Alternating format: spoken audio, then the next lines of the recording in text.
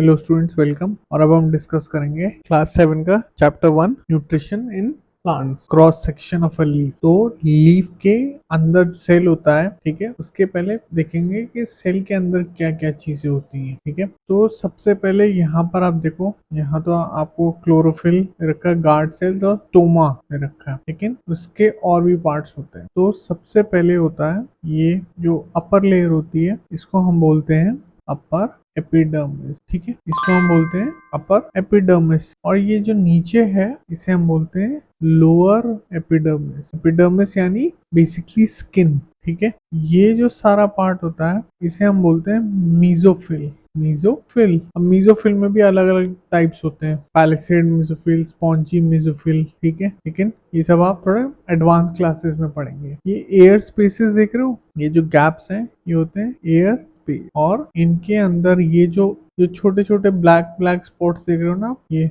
इनको बोलते हैं हम क्लोरोप्लास्ट। क्लोरोप्लास्ट, ठीक है। एक एक करके समझ लेते हैं कि क्या होता है, क्या क्या पार्ट का फंक्शन है, ठीक है। तो सबसे पहले बात कर लेते हैं एपिडर्मिस की। अपर एपिडर्मिस से पहले एक और लेयर होती है, इसमें दिखाया नहीं है। अपर एपिडर्मिस से पहले एक और लेयर होती है, यहाँ पे मैं ब्लू सेट कर देता हूँ, ठीक है। उसे बोलते हैं क्यूटिकल, उसे हम बोलते हैं वैक्स क्यूटिकल। समझ गए? तो चलो एक एक करके लेयर की बात कर लेते हैं कि क्या क्या है। सबसे पहले आ जाता है क्यूटिकल या वैक्स क्यूटिकल। तो it is made of wax and it water proof the leaf. Water proof का मतलब क्या हुआ, मतलब पानी लीफ के अंदर नहीं जा सकता, सरफेस पे ही रहता है, ठीक है। तो that's how it water proof.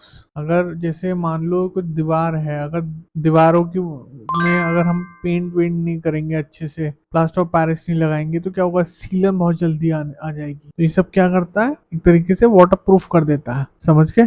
Second है अपर एपिडर्मिस। अपर एपिडर्मिस क्या है, allows light to pass through. भाई लाइट पास होगी तभी तो फोटोसिंथेसिस हो पाएगा, नहीं तो हो ही नहीं पाएगा photosynthesis. Also it acts as a barrier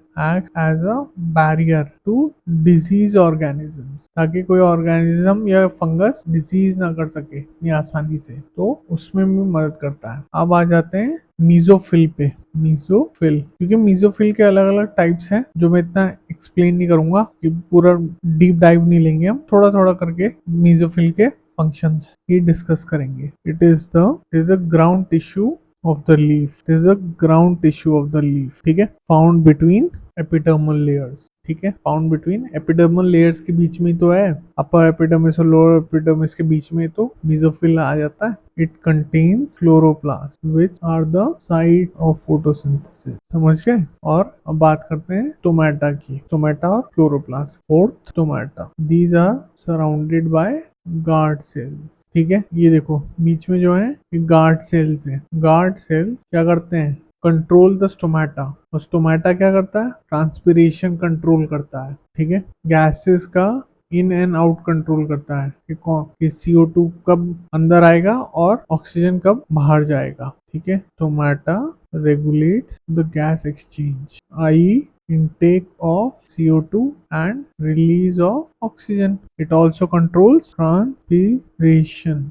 समझ गए? ट्रांसपिरेशन क्या है, लॉस ऑफ वाटर। एक बार क्लोरोप्लास्ट को भी फंक्शन समझ लो, थोड़ा फ्यूचर क्लासेस में आएगा इसका, और थोड़ा समझ लो एक बार क्लोरोप्लास्ट क्या होते हैं। क्लोरोप्लास्ट ऐसे सेल्स होते हैं बेसिकली जो कन्वर्ट करते हैं लाइट एनर्जी को केमिकल एनर्जी में, ठीक है, जिससे फोटोसिंथेसिस हो जाता है। Chloroplast are chlorophyll. क्लोरोफिल होता है ना क्लोरोप्लास्ट में, कंटेनिंग ऑर्गेनेल है, ठीक है। ऑर्गेनेल क्या हो गया, एक स्ट्रक्चर या जिसका एक स्पेसिफिक जॉब होगा, ठीक है। एक स्ट्रक्चर जिसका एक स्पेसिफिक जॉब होगा, वो एक ऑर्गेनेल कहलाता है। In plant cell that help in conducting photosynthesis. अब ये काम कैसे करता है आगे, ये आप आगे की क्लासेस में पढ़ेंगे, लेकिन अभी के लिए बस जान लीजिए क्लोरोप्लास्ट होता क्या है, ठीक है। तो ये तो आपने पढ़ा प्लांट सेल के बारे में, ठीक है। अब एक सेल क्या होता है पहले तो ये समझ लेते हैं। ये एक सिंपल डायग्राम है सेल का। ये एक सेल है,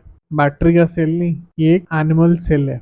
सेल्स क्या होते हैं, building blocks of all living things. Building blocks of all living thing, सबसे छोटा चीज जिससे कोई लिविंग थिंग बनी होती है उसे सेल कहा जाता है। बेसिक बिल्डिंग ब्लॉक है। साइटोप्लाज्म क्या है? ये एक जेली लाइक फ्लूइड है, ठीक है, ये एक जेली लाइक फ्लूइड है। न्यूक्लियस ये कमांड सेंटर है, ठीक है, ये बताता है सब कुछ, ये सब कुछ कंट्रोल करता है। न्यूक्लियस प्राइम मोदी जी हैं, सब कुछ कंट्रोल करते हैं ये कि क्या होगा बॉडी के अंदर। इसी के अंदर डीएनए प्रेजेंट होता है। सेल मेम्ब्रेन ये आउटर मेम्ब्रेन है, बेसिकली स्किन है सेल की। And last but not least mitochondria, ये एनर्जी कन्वर्ट करता है। खाने से जो हमें एनर्जी मिलती है उसको सिंपल फॉर्म में कन्वर्ट करता है ताकि सेल का ग्रोथ हो सके। Convert energy from food. तो थोड़ा सा ये करके फिर से समझ लेते हैं। सबसे पहले हमने किसकी बात की थी? सेल मेम्ब्रेन की। Cell membrane, it is the outer layer of the cell and separates the interior of the cell from the outside environment. समझ गए? अब हम बात करेंगे सेकंड में cytoplasm. It is a jelly like fluid that is present inside the cell. Cytoplasm को हम cytosol भी बोलते हैं। अभी तो तुम बस थोड़े बहुत पार्ट्स ही पढ़ रहे हो, आगे बहुत सारे पार्ट्स होंगे। सेल के अंदर बहुत कुछ होता है। गोल्गी अपैरेटस, एंडोप्लाज्मिक रेटिकुलम, ये सारी चीजें, लाइसोसोम्स, पेरोक्सिसोम्स, ठीक है। पर अभी के लिए बस बेसिक बेसिक समझ लो। अब आ जाते हैं न्यूक्लियस के ऊपर। Nucleus, it is the command centre of the cell. It controls the cell's growth, division. Cell divide भी होता है, ठीक है, तो सेल डिवीजन के बारे में भी पढ़ोगे आप आगे। मैच्योरिटी मतलब ग्रोथ कैसे होगी उसकी। एंड डेथ, जिसको हम अपोप्टोसिस बोलते हैं, ये भी आप आगे पढ़ोगे। थोड़ा बहुत इंट्रोडक्शन दे रहा हूँ आपको फ्यूचर क्लासेस का। And last but not least mitochondria. कुछ लोग इसको माइटोकॉन्ड्रियन भी बोलते हैं। These are known as the powerhouse of the cell, जो पावर देता है, एनर्जी देता है। It main function is to provide energy to the cell, ठीक है। अब आप सोचोगे सर ये सब कहाँ से पढ़ा रहे हैं, ठीक है, ये सब तो हमारे सिलेबस में भी नहीं है, फलान ढिमकाना, ठीक है। पर देखो यहाँ तुम्हारे को एक डायग्राम दिया गया है, ये इसमें थोड़ा थोड़ा एक्सप्लेन भी किया है वैसे तो, पर पूरा इन डेप्थ एक्सप्लेनेशन नहीं किया, सिर्फ न्यूक्लियस, साइटोप्लाज्म और सेल मेम्ब्रेन के बारे में बता दिया गया। मैंने थोड़ा सा और पढ़ाया है, ज्यादा एक्स्ट्रा नहीं बताया। फ्यूचर क्लासेस में थोड़ा और एक्स्ट्रा पढ़ाऊंगा इसके बारे में। चलो आयोडीन टेस्ट के बारे में भी पढ़ लेते हैं थोड़ा बहुत। थोड़ा सा आयोडीन टेस्ट के बारे में भी समझ लेते हैं। आयोडीन टेस्ट, हाँ, ये है एक्टिविटी 1.1 आयोडीन टेस्ट। तो एक्टिविटी 1.1 में क्या है?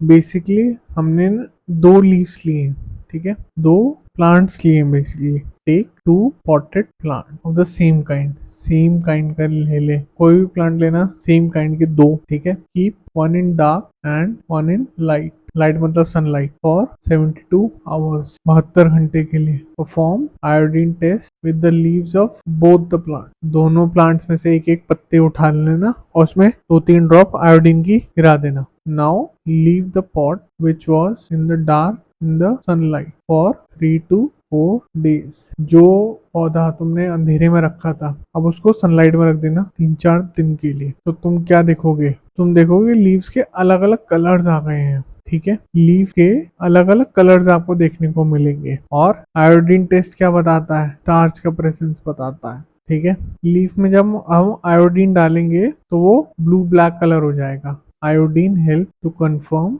The presence of starch. Change of colour into blue black shows its presence। इसकी प्रेजेंस, स्टार्च की प्रेजेंस। और स्टार्च क्या दिखाता है? एग्जिस्टेंस ऑफ स्टार्च क्या दिखाता है? The existence of starch within leave showcases photosynthesis. जो पॉट, जो प्लांट डार्कनेस में था, ठीक है, अंधेरे में रखा गया था, उसकी उसकी पत्ती में अगर तुम आयोडीन गिराओगे वो ब्लू ब्लैक नहीं होगी। क्यों नहीं होगी? क्योंकि उसमें कोई फोटोसिंथेसिस नहीं हुआ। क्यों नहीं होगा उसमें photosynthesis? Photosynthesis occurs in the presence of sunlight. समझ गए? Plant kept in darkness will not showcase photosynthesis, therefore its leaf will not turn blue black। भाई फोटोसिंथेसिस ही नहीं हुआ तो स्टार्च भी नहीं प्रेजेंट होगा ना।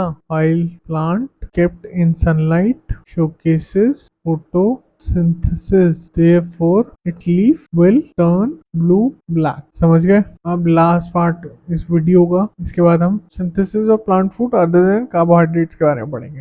अब हम बात कर लेते हैं एल्गी के बारे में। Algae are photosynthetic organisms of the kingdom Protista. अभी किंगडम क्या है आप टैक्सोनॉमी के बारे में पढ़ोगे आगे, ठीक है। उसमें आप पढ़ोगे KPC of GS, kingdom, phylum, class, order, genus, species. अभी के लिए एक समझ लो कि एक सब ग्रुप है ये प्रोटिस्टा, उसमें एक ऑर्गेनिज्म है जिसका नाम है एल्गी। तो algae contains pigment chlorophyll. Algae में एक पिगमेंट होता है क्लोरोफिल। क्लोरोफिल ए, बी और सी अलग अलग टाइप्स होते हैं and they make their own food. कैसे बनाते हैं अपना खाना? फोटोसिंथेसिस के थ्रू, ठीक है।